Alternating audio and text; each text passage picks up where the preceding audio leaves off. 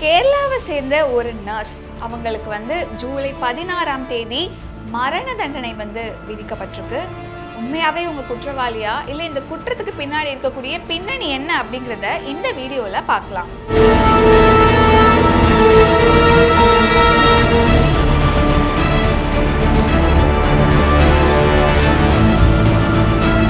ஆயுர்வேதம் ஒரு பொக்கிஷம், நம் ஆயுள் நீட்டக்கும் அற்புதம்.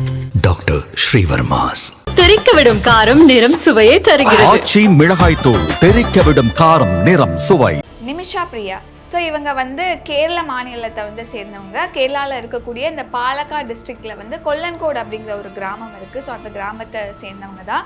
ஸோ இவங்க நர்சிங் முடிச்சிருக்காங்க. 2008 என்ன பண்ணுறாங்க அப்படின்னா இவங்க ஏமன் நாட்டில் போய் ஒர்க் பண்ணலாம், அங்கே நர்ஸாக ஒர்க் பண்ணலாம் அப்படிங்கிறதுக்காக ஏமனுக்கு போகிறாங்க. அங்கே போயிட்டு அங்கே இருக்கக்கூடிய ஒரு கவர்மெண்ட் ஹாஸ்பிட்டலில் நர்ஸாக ஜாயின் பண்ணுறாங்க. அவங்களோட வேலை அப்படிங்கிறது அங்கே நல்லா தான் போயிட்டு இருந்திருக்கு. ஸோ 2011 என்ன ஆகுது, அதாவது ஒரு 2 இயர்ஸ் அவங்க ஃபுல்லாக ஒர்க் பண்ணிட்டு இருக்காங்க. 2011 அவங்க மறுபடியும் கேரளா வராங்க. ஏன் அப்படின்னா அவங்களுக்கு திருமணம் நிச்சயிக்கப்படுது. ஸோ அந்த ஒரு கல்யாணத்துக்காக என்ன பண்ணுறாங்கன்னா 2011 மறுபடியும் கேரளா வராங்க. ஸோ இங்கே அந்த கல்யாணம் அது எல்லாமே முடியுது. கல்யாணம் எல்லாம் முடிஞ்சதுக்கப்புறம் தன்னுடைய கணவரோட மறுபடியும் அவங்க ஏமனுக்கு போகிறாங்க. ஸோ அங்கே பார்த்தீங்க அப்படின்னா தன்னோட ஹஸ்பண்டோட இருக்காங்க. அண்ட் அங்கே தொடர்ந்து அவங்க நர்ஸாக அதே ஹாஸ்பிட்டலில் ஒர்க் பண்ணிட்டு இருக்காங்க. ஸோ இப்படி போயிட்டு இருக்கும் போது அடுத்த வருஷம் 2012 அவங்களுக்கு ஒரு பெண் குழந்தை பிறக்குது. ஸோ அந்த குழந்தையுமே அங்கே ஏமனில் தான் பிறக்குது. ஸோ அதுக்கப்புறம் தொடர்ந்து இப்போ ஃபேமிலி அப்படிங்கிறது பெருசாயிடுச்சு. டெஃபினட்டாக முன்னாடி இவங்களும் உங்களோட ஹஸ்பண்டும் தான். அண்ட் அவங்க ஹஸ்பண்ட் என்ன வேலை செஞ்சுட்டு இருந்தாங்க அப்படிங்கிற மாதிரியான விஷயங்கள் தெரிய வரல. ஸோ இப்போ குழந்தையும் இருக்கிறதுனால கண்டிப்பாக அங்கே மேனேஜ் பண்ணுறதுக்கு இன்னும் ஃபினான்ஷியலி அவங்க இன்னும் நெக்ஸ்ட் லெவலுக்கு போகணும். ஸோ அதனால அந்த ஒரு பாயிண்ட்டுக்கு மேலே குழந்தையெல்லாம் பிறந்ததுக்கப்புறம் அவங்களால அங்கே ஃபினான்ஷியலி மெயின்டைன் பண்ண முடியல, அவங்களோட ஃபேமிலியை ரன் பண்ண முடியல. பிகாஸ் எக்ஸ்பென்சஸ் எல்லாமே ரொம்ப அதிகம் இல்லையா. ஸோ அதனால் அவங்களால அங்கே மேனேஜ் பண்ண முடியல.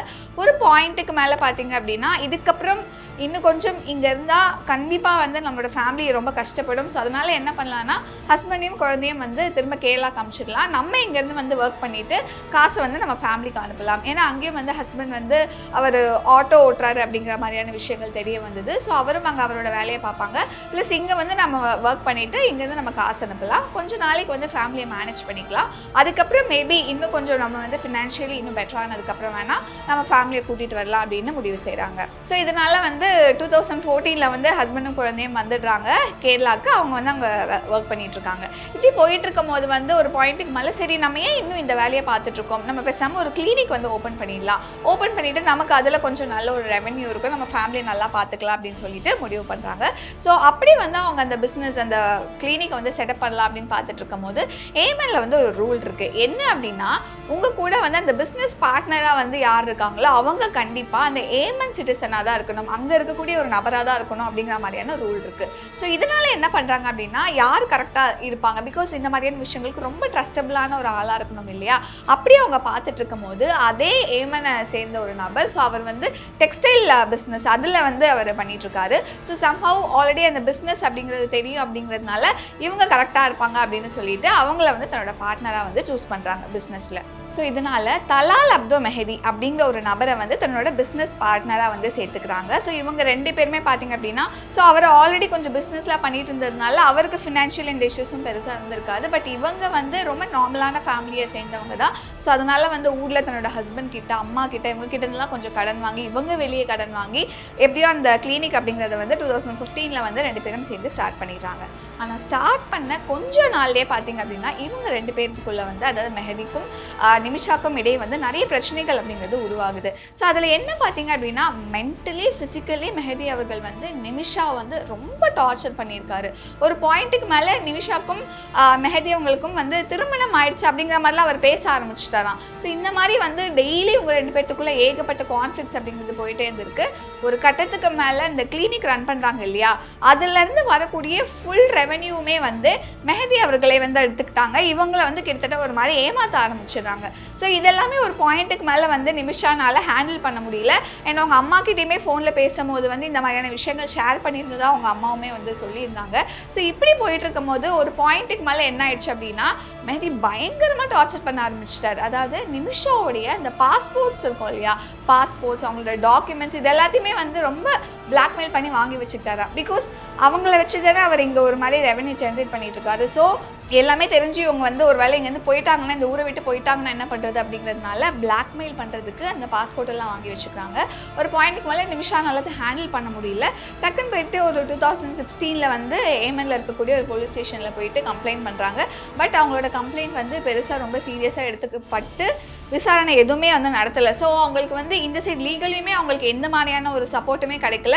இப்போ இந்த ஃபேமிலிக்கிட்டையும் ரொம்ப பெருசாக அதை ஓப்பன் பண்ணி சொல்ல முடியாது.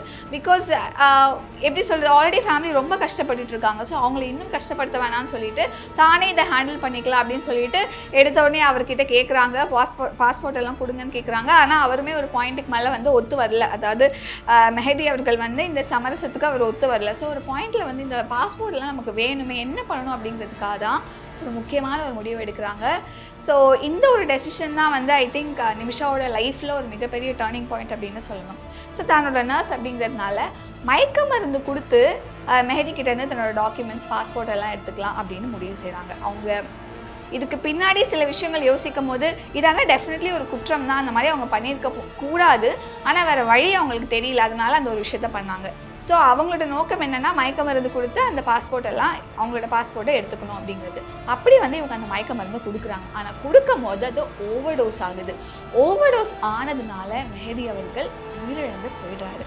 ஸோ இது வந்து குற்றமா இல்லையா அப்படிங்கிற ஒரு விஷயத்துக்குள்ளே போகும்போது இவங்க வந்து எந்த நோக்கத்தோடு வந்து அவங்களுக்கு அந்த மயக்க மருந்து கொடுத்தாங்கன்னா பாஸ்போர்ட் எடுக்கணும், அவ்வளோதான். ஆனால் ஓவர்டோஸ் ஆனதுனால அவர் இருந்துட்டார். இது டெஃபினெட்லி ஒரு மிகப்பெரிய குற்றம் தான். ஆனால் அவங்களுக்கு பயத்தில் என்ன பண்ணுறது அப்படின்னு தெரியல. அங்கே இருக்கக்கூடிய இன்னொரு நர்ஸோட உதவியோட மெஹதி அவர்களுடைய அந்த உடம்பை வந்து துண்டு துண்டாக வந்து வெட்டி வாட்டர் டேங்கில் வந்து போட்டுடுறாங்க. போட்டுட்டு அங்கேருந்து தப்பிக்கிறதுக்கு முயற்சி செய்கிறாங்க. ஆனால் அங்கே இருக்கக்கூடிய போலீஸ் வந்து அவங்கள கைது செஞ்சிடுறாங்க. 2 பேருமே, நிமிஷாவையும் சரி அவங்களுக்கு ஹெல்ப் பண்ண அந்த இன்னொரு நர்ஸையும் சரி கைது செஞ்சிடுறாங்க. கைது செஞ்சதுக்கப்புறம் தான் வந்து அந்த நிமிஷாவுக்கு ஹெல்ப் பண்ண அந்த ஒரு இன்னொரு நர்ஸ் இருக்காங்க பார்த்தீங்களா, அவங்களுக்கு வந்து ஒரு ஆயுள் தண்டனை விதிக்கப்பட்டிருக்கு.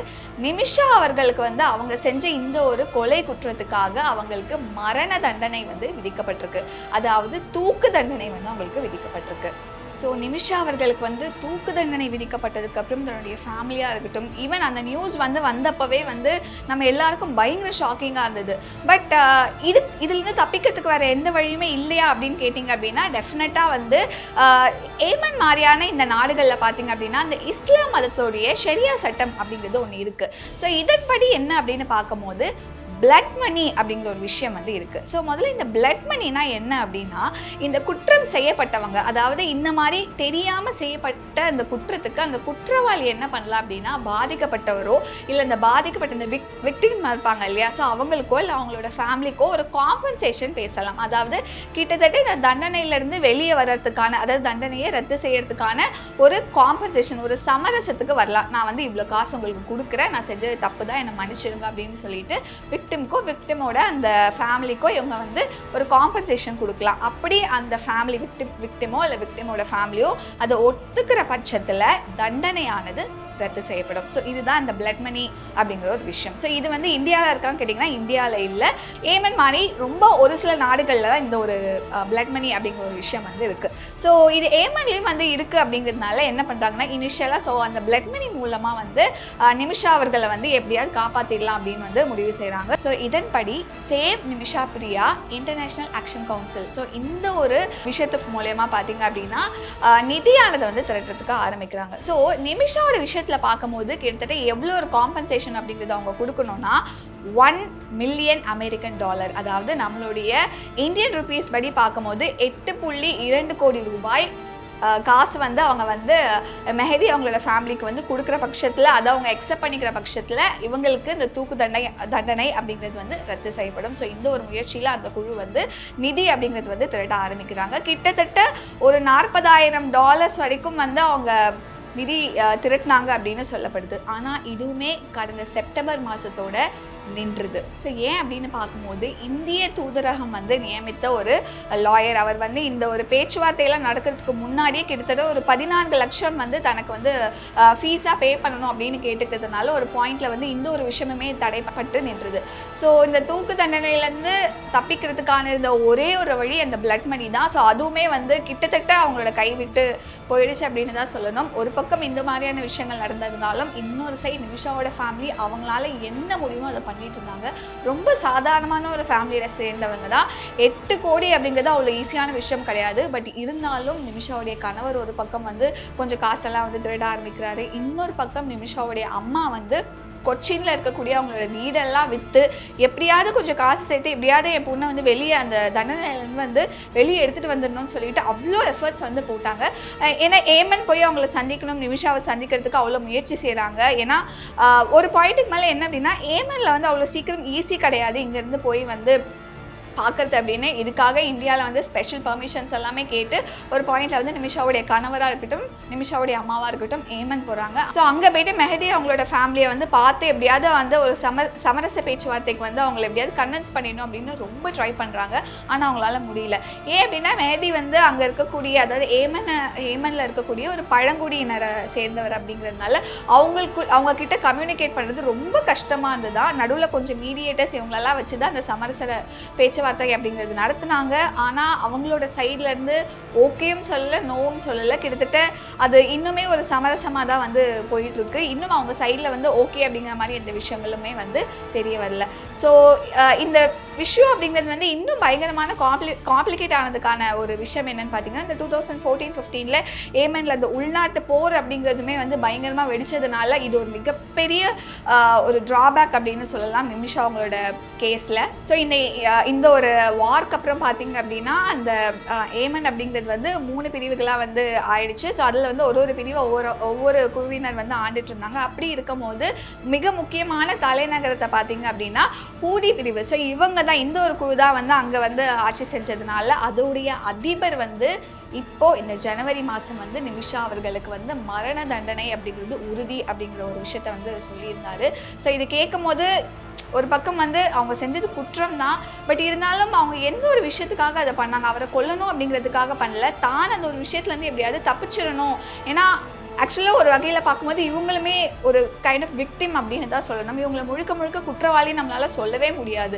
ஸோ அப்படி இந்த ஒரு விஷயம் வந்து ஜனவரி மாதம் வந்து தெரிய வருது. இது தெரிய வந்ததும் பார்த்தீங்க அப்படின்னா நம்மளுடைய இந்தியன் சைட்லேருந்து இங்கே இருக்கக்கூடிய கவர்மெண்ட் வந்து என்னென்ன பண்ண முடியும். இன்னொரு விஷயம் வந்து இந்த ஹூதி குழு இருக்காங்க இல்லையா, ஸோ இவங்க வந்து இந்த ஒரு கிளர்ச்சி குழு பார்த்தீங்க அப்படின்னா இந்திய அரசாங்கத்தினால அங்கீகரிக்கப்படாத ஒரு குழு அப்படிங்கிறதுனால அவ்வளோ சீக்கிரம் இங்கே இருக்கக்கூடிய விஷயங்கள் அவங்க அக்செப்ட் பண்ணிக்கிறதுமே ரொம்ப கஷ்டம்தான். பட் அப்படி இருந்தும் அந்த குழுவுக்கு வந்து இந்தியா மேல இருந்த ஒரு மிகப்பெரிய மதிப்பு காரணமாக பார்த்தீங்க அப்படின்னா அதுதான் ஒரு ரீசன். நிமிஷாவுடைய தண்டனை அப்படிங்கிறது இத்தனை மாதங்கள் வந்து தள்ளி போனதுக்கு காரணமே வந்து நம்மளுடைய இந்தியன் கவர்மெண்ட் கொடுத்த ஒரு ப்ரெஷர்னால தான். பட் ஒரு பாயிண்ட்டுக்கு மேலே இப்போ பார்த்தீங்க அப்படின்னா நம்மளுடைய இந்தியன் கவர்மெண்ட்னாலையுமே இந்த விஷயத்தில் வந்து நிமிஷாவை காப்பாற்ற முடியாத ஒரு சூழ்நிலை தான் இருக்குது அப்படின்னு சொல்லிட்டு நிறைய வழக்கறிஞர்களுமே வந்து சொல்லிட்டு இருக்காங்க. ஸோ இப்படி வந்து ஒரு பக்கம் ஃபேமிலியாக இருக்கட்டும் இன்னொரு சைடு நம்மளுடைய இந்தியன் கவர்மெண்ட்டாக இருக்கட்டும் எப்படியாவது நிமிஷா அவர்களை இந்த ஒரு தண்டனையிலேருந்து காப்பாற்றிடணும் அப்படிங்கிறதுக்கான ஒரு முழு முயற்சியை வந்து செஞ்சுட்டு இருக்காங்கன்னு தான் சொல்லணும். ஆனால்